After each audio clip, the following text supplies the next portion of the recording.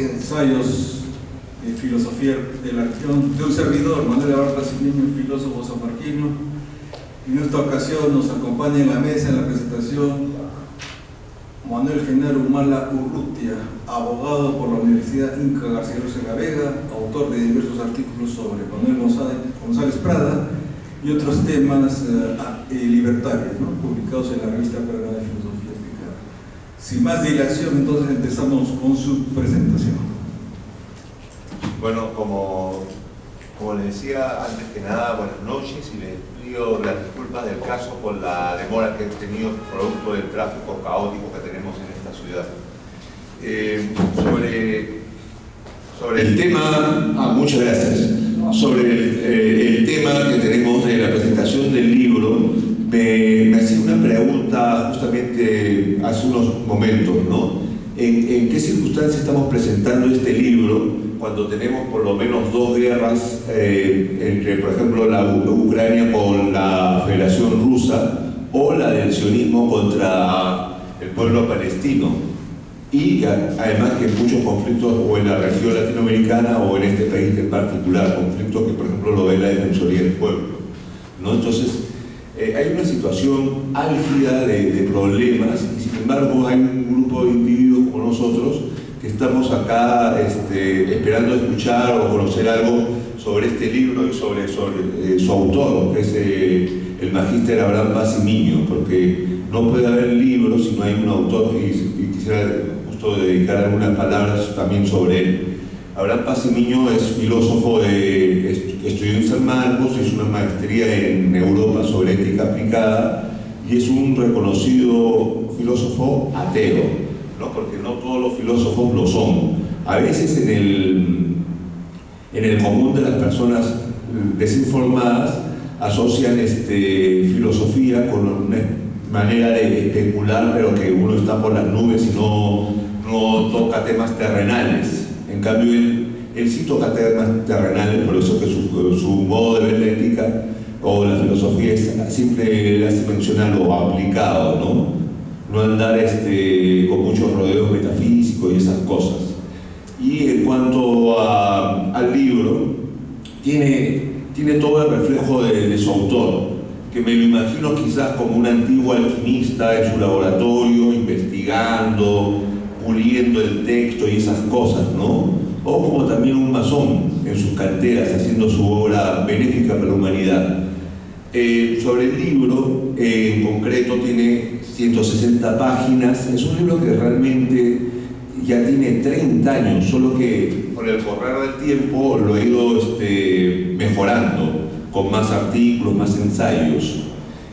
Plantea una tesis básica que quizás se ha visto en toda la historia de la filosofía, sobre la existencia o no de los dioses, algo que ha sido discutido por teólogos y filósofos sobre todo, ¿no? Y justamente este libro se ha estructurado en base a 9 ensayos y el primero, que me parece que quizás, con consideraciones particulares, es el más rico en cuanto a conceptos, definiciones, citas de autores. Se hace el planteamiento sobre la existencia de Dios y, por ejemplo, por todo el lado de los teólogos, sobre todo los cristianos, viene lo de las pruebas de Dios. Entonces, Abraham Paz y Miño, ha visto, por ejemplo, autores tipo Agustín de Hipona, Tomás de Aquino, y han desmenuzado ese tipo de argumentos, porque eso a veces se encuentra en los libros de filosofía, pero prácticamente se señala autor, argumento y punto. En cambio, él podría ser así, autor, argumento, pero sin embargo se da el trabajo de escarbar qué hay detrás de ese argumento y ver hasta qué punto es válido o inválido. Claro, como es lógico en su posición de ateo, él se esfuerza para justamente refutar ese tipo de argumentación. Y también presenta una serie de filósofos que van desde la antigüedad hasta gente más moderna, tipo Nietzsche, Marx, de la Escuela de Frankfurt, los analíticos, y con una mención también particular de Freud, ¿no? Aquel que plantea que la religión es una neurosis colectiva universal, ¿no? Y recuerdo también que Abraham, cuando hizo su tesis universitaria en San Marcos, lo hizo sobre el pensamiento de Fromm, que es uno de los continuadores de Sigmund Freud, pero enriquecido con aportes del marxismo. Entonces todo eso se encuentra en este libro. Ahora también llega el punto justo primordial, que ahí sería lo práctico del problema de las sectas. Sobre eso hay que ver con cuidado, porque quizás hay mucha literatura dispersa, inclusive la Iglesia del Vaticano plantea la existencia de sectas, pero la pregunta sería si el mismo Vaticano es una secta o es una religión que admite en su seno sectas, por ejemplo, llámese Opus Dei, jesuitas, sodalicios, ¿no? Pero la característica en general de estas sectas es que hacen lo que popularmente se llama el lavado de cerebro, por el cual, digamos, los sacerdotes combinan a los jóvenes, niños o jóvenes, para que se acerquen, les predican con mucho amor ciertas cosas, el niño o el joven acepta, pero se le va inculcando una serie de ideas que, si bien parecen inofensivas, al final provocan el rompimiento tajante con la familia, con el núcleo familiar, y ahí vienen los problemas. Si los padres son personas, por ejemplo, indiferentes, no habría problema.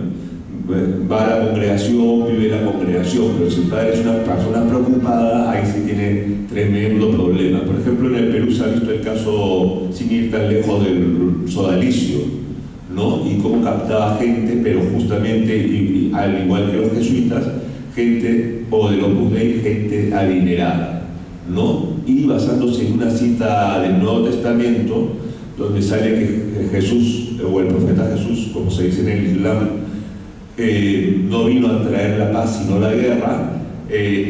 También se habla de que uno tiene que negar a los padres, cosa que en el Islam es totalmente al revés. Es una religión de paz que hace ver el respeto no solamente o el amor a Allah, sino también en el caso de la familia y de los padres en particular, ¿no? Entonces, la pregunta, como me parece que va la dinámica de las ideas de Abraham, es qué hacer ante las sectas, denunciarlas, o en el caso ya que uno ha perdido un hijo, qué hacer en concreto, ¿no? Por ejemplo, en una parte del libro se habla de que si el hijo sale, por ejemplo, de un colegio o de alguna actividad, pues prácticamente acercarse a él y, bueno, traerlo al hogar, aún en el caso que, digamos, el muchacho no lo desease. Pero ahí viene un problema. Las sectas generalmente no permitirían eso y usarían todo su brazo legal.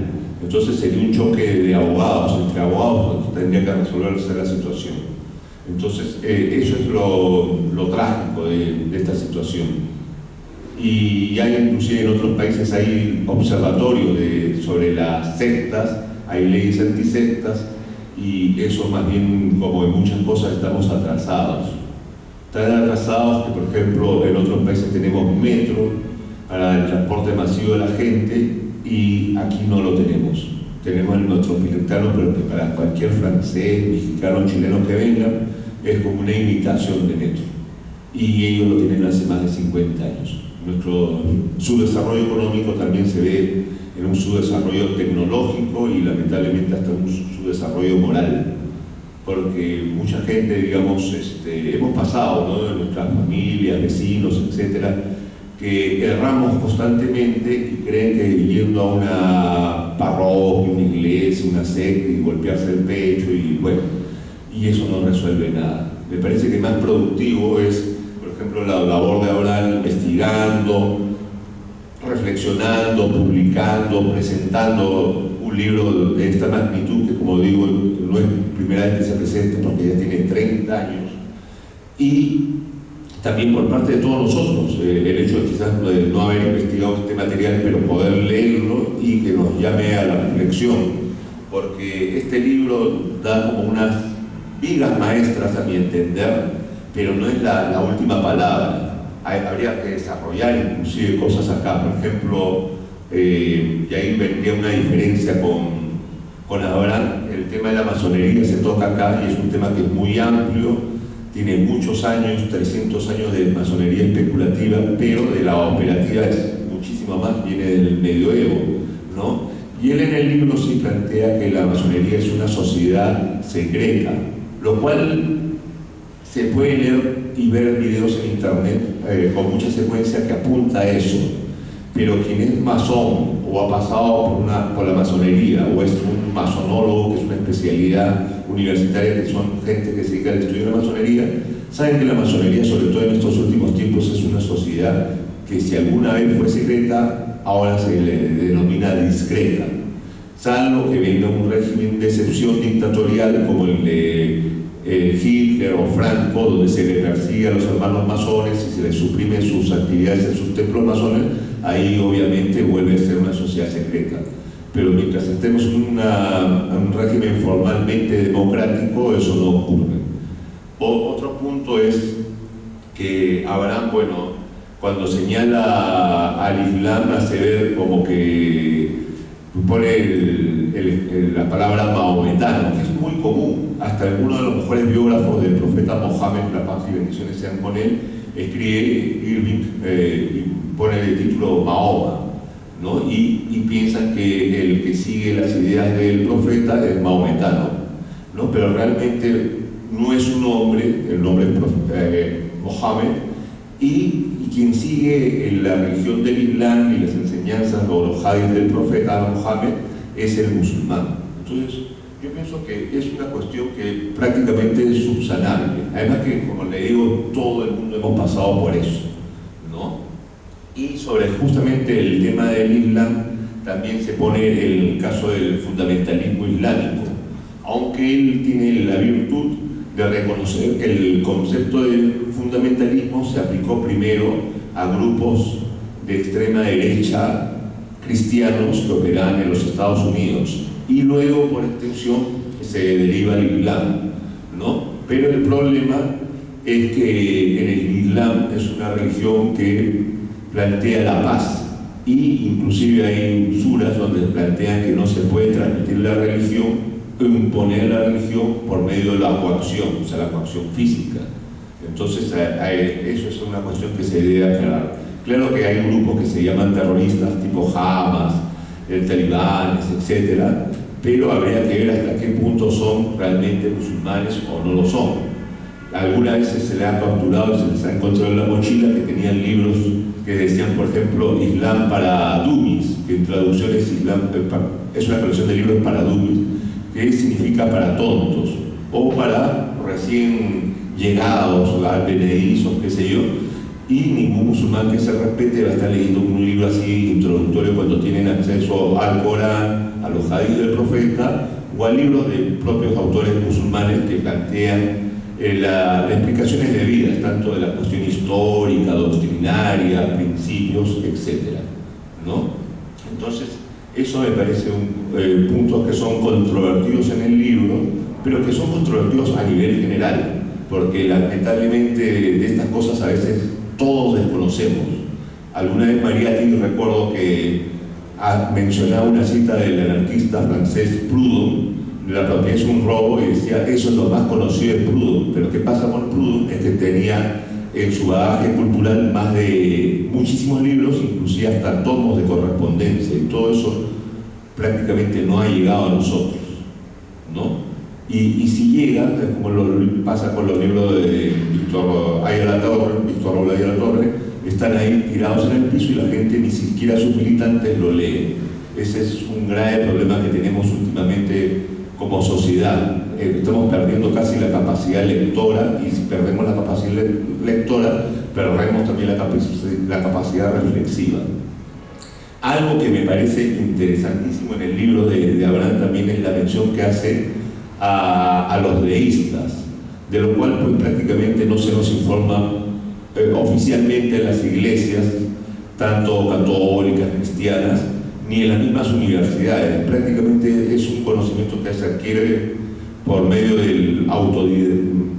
de ser autodidactas, ¿no? Y son autores que son interesantes y que prácticamente plantean el hecho que Dios creó el mundo, pero luego se desentiende del mundo. Y esa es una de las bases doctrinarias de la masonería especulativa, sobre todo. Y Abraham ha tenido el buen tino de justamente, en todo este rico debate que hay sobre si existe o no existe Dios, y poner una serie de pensadores, escuelas de pensamiento, justamente mencionar a los deístas, del que hay poca información en la red, lamentablemente. Pero espero que, o habrán en su futura cuarta edición, si se les permite, podría hacer estos agregados, o bien cualquiera de nosotros.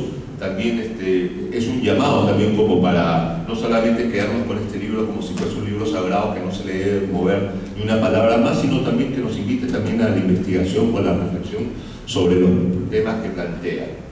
Bueno, en líneas generales yo creo que he avanzado con esta pequeña presentación que hemos hecho. Lamentablemente el filósofo monarquista no ha podido venir por X motivos, pero queda acá el libro. Es un libro valioso, es un libro ya con historia, y es un libro que se recomienda sanamente la lectura por cada uno de nosotros. Les agradezco bastante. Muchas gracias, Manuel.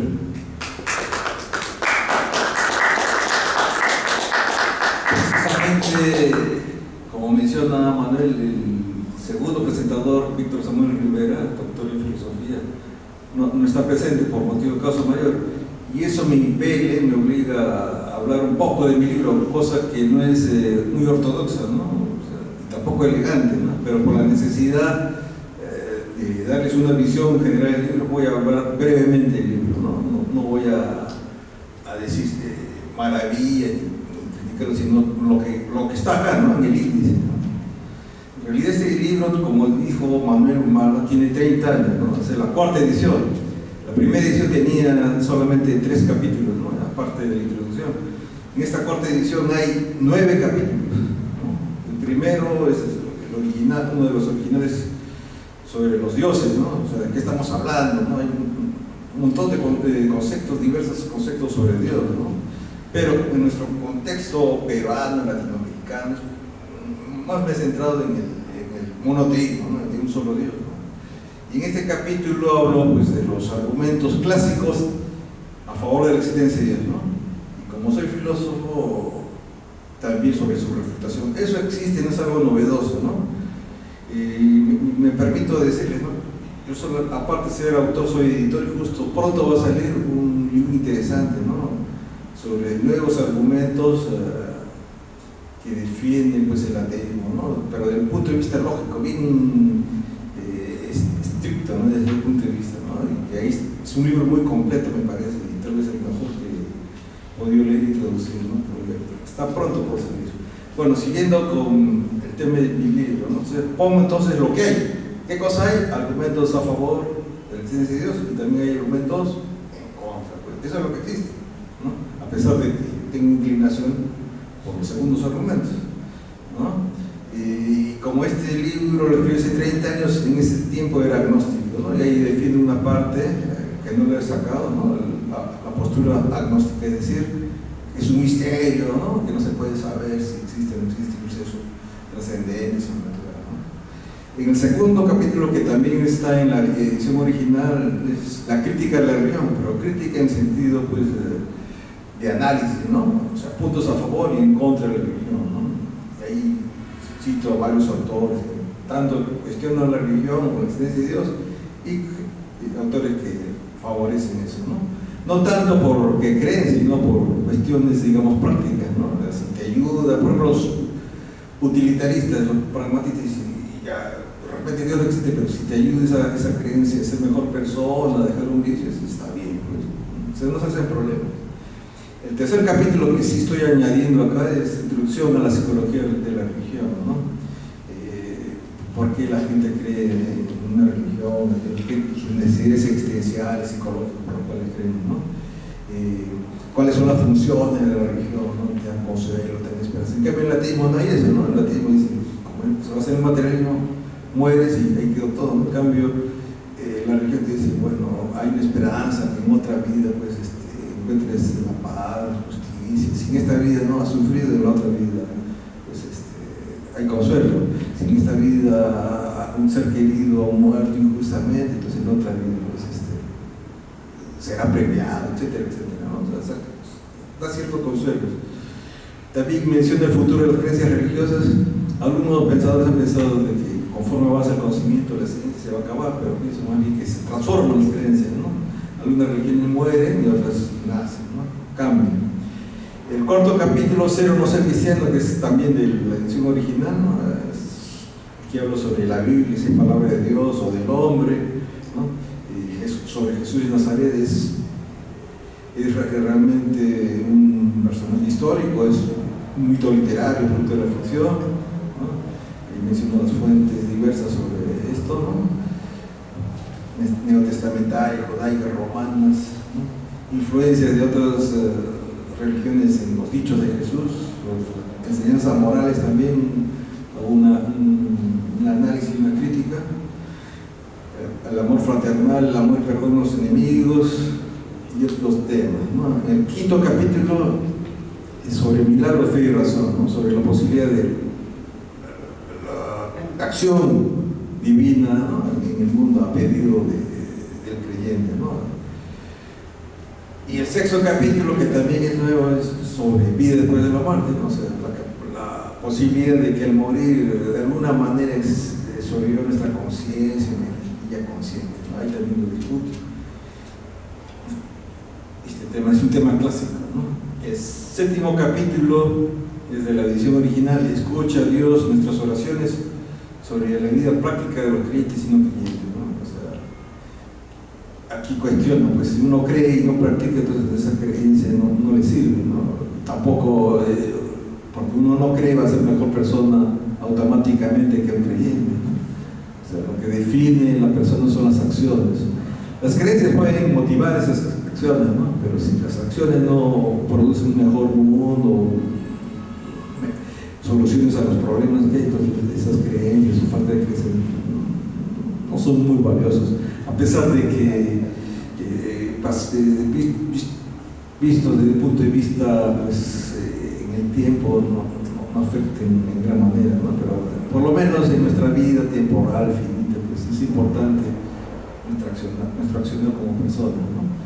Seamos creyentes o no creyentes, estamos solucionando problemas o más bien creando problemas, ¿no? O sea, ese es el asunto, ¿no? O sea, no interesa si uno cree en Mahoma, en Alá o Jesucristo, a una piedra, los cristales, el aura, ¿no? El asunto es cómo actúa esa persona, ¿no? Si es positivo, si es negativo.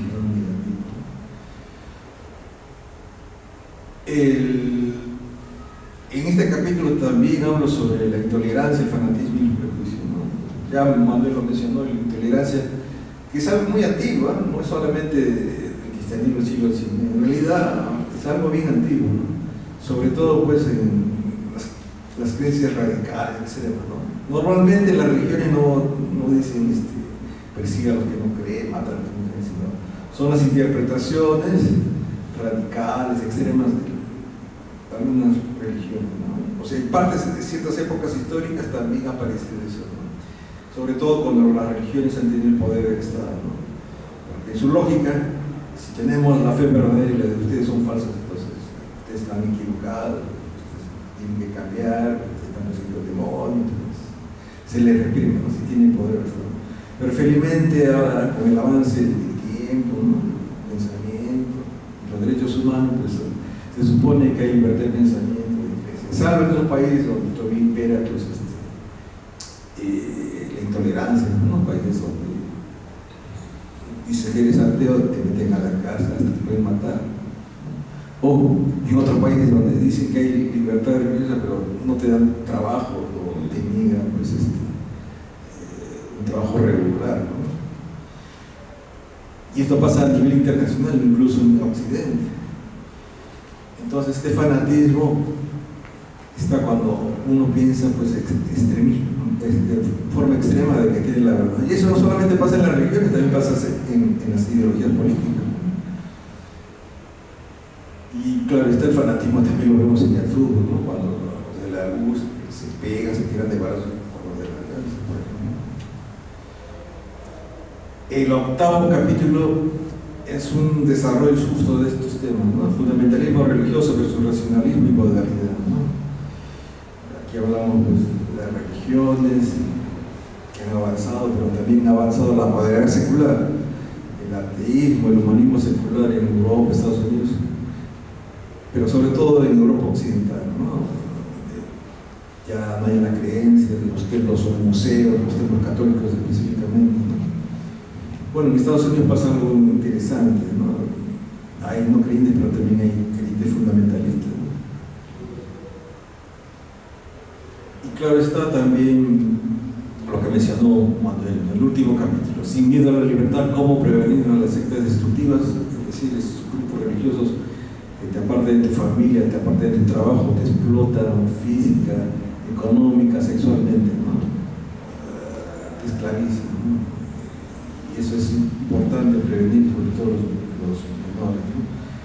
Entonces, este libro pues tiene 30 años, ha habido una evolución. Mi postura como humanista, secular o ateo es la predominante actualmente. Empecé como creyente hace más de 30 años buscando respuestas a mis dudas y me fui a la filosofía y a la ciencia. Y con mucho cariño he sacado esta cuarta edición, pero no es mi tema, mi único tema, ¿no? Los que me conocen saben de que escribo y publico de otros temas, ¿no? Simplemente por el aniversario, 30 años se me ocurrió sacar la cuarta edición, mejorada, ¿no? Y ampliada, ¿no? Les agradezco a todos ustedes haber venido y muy buenas noches. Acá tenemos algunos ejemplares para los que quieran adquirirlo. Gracias.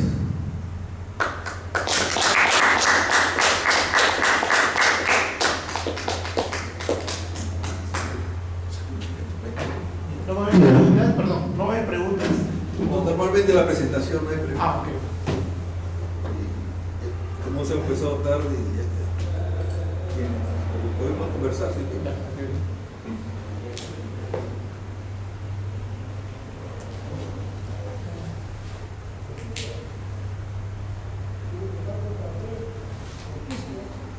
¿Me puede firmarme el libro, por favor? Es Julio y letra.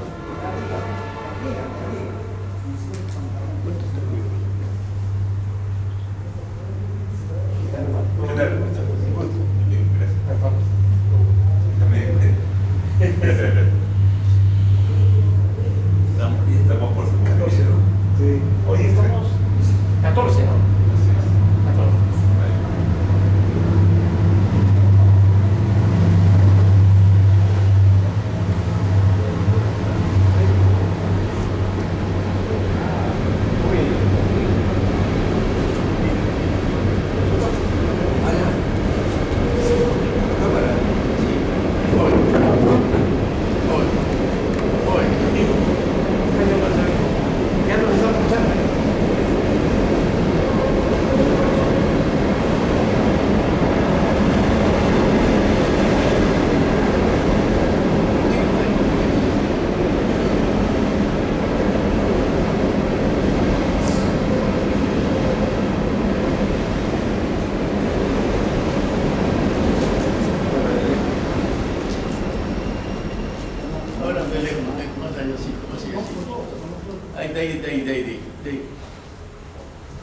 Cuerpo entero, ya.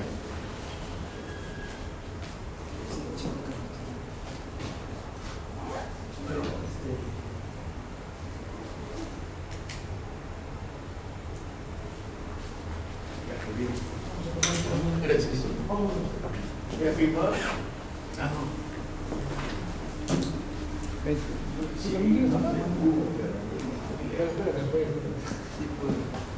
A ver si hace. ¿Por dónde viene? Está cerca.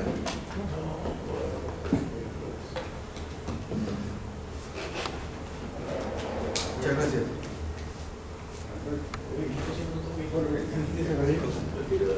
Ya, listo. Gracias.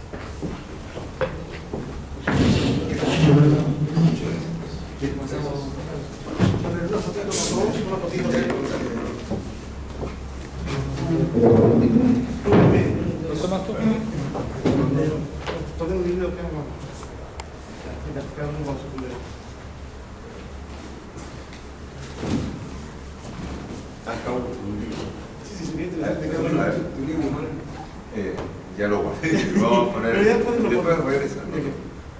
Ahí.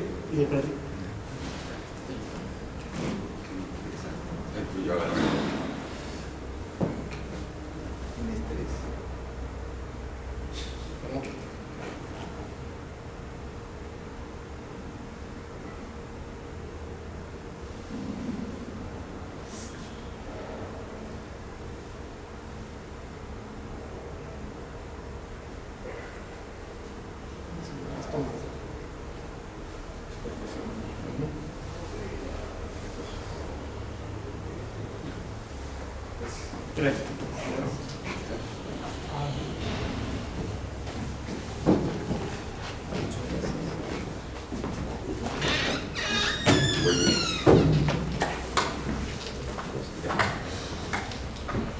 Y nunca apareció. Imagínate. El doctor